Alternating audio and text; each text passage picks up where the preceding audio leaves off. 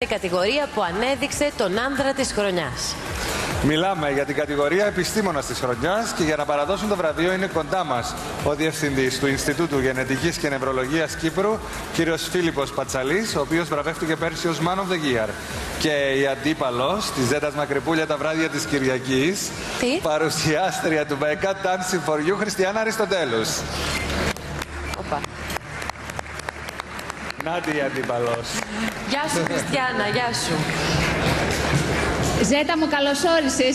Καλώς σας βρήκα. Τάσο μου, είσαι ένας εσύ. Καλησπέρα σας. Είναι. Καλησπέρα. Είναι γεγονός.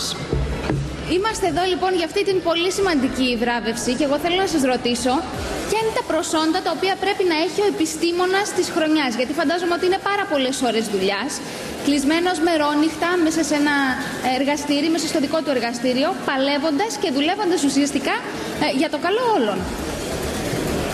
Αυτό που χρειάζεται είναι ομαδικότητα, σίγουρα πολλή δουλειά, εστίαση, προγραμματισμός, συνεχής μελέτη και πάθος σίγουρα για αυτό που κάνεις.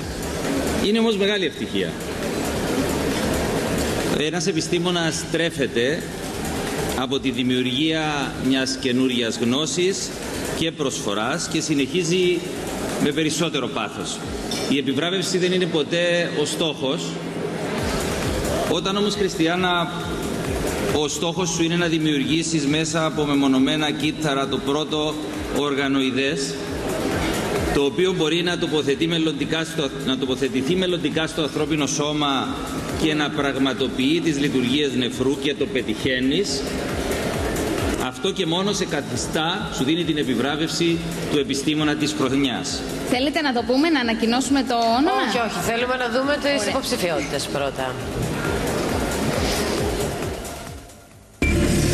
Οι υποψήφοι στην κατηγορία επιστήμονας είναι Χριστόδουλος Ξιναρής, Κώστας Χριστοφίδης, Κυριάκος Αθανασίου, Γιώργος Βασιλείου, Ανδρέας Χαραλάμπους. Τώρα είμαστε έτοιμοι. Έτοιμοι? Ναι. Το ανακοινώνουμε? Ναι. Ωραία, εγώ κρατάω το βραβείο. Νομίζω ότι ο επιστήμονας που έχει βραβευτεί την προηγούμενη χρονιά, νομίζω ότι εσείς πρέπει να ανακοινώσετε και το όνομα. Κυρίες και κύριοι, ο κύριος Χριστόδουλος Ξιναρής.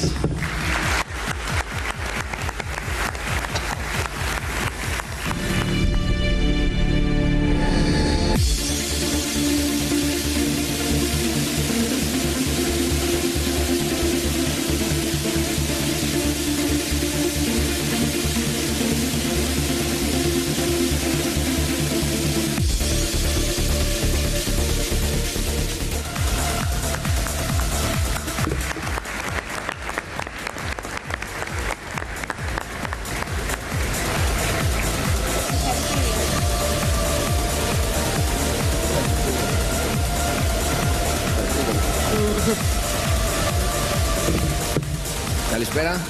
Ευχαριστώ πολύ για τη τιμή που κάνατε να με βραβεύσετε με αυτό το βραβείο.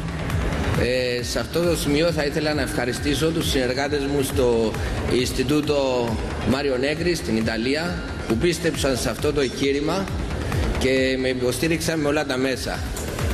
Θέλω να πω ότι με αυτή τη δουλειά κάναμε ένα βήμα προς την κατασκευή νεφρών και ευελπιστώ αυτό να είναι μόνο η αρχή. Στόχος μας είναι μέσα στα επόμενα μερικά χρόνια να φτάσουμε να έχουμε ένα λειτουργικό νεφρό και να φτάσουμε στους ασθενείς. Εδώ θα ήθελα να πω ότι είναι ιδιαίτερη τιμή που βρίσκομαι σήμερα συνυποψήφιος με τόσο σπουδαίους επιστήμονες. Κρίνοντας από τους περσινούς υποψήφιους, τους συνυποψήφιους μου και γενικά όσο κόσμο γνώρισα στα εκπαιδευτικά και ερευνητικά ιδρύματα της χώρας, πιστεύω ότι υπάρχει ένα πολύ δυνατό ανθρώπινο δυναμικό στη χώρα μας.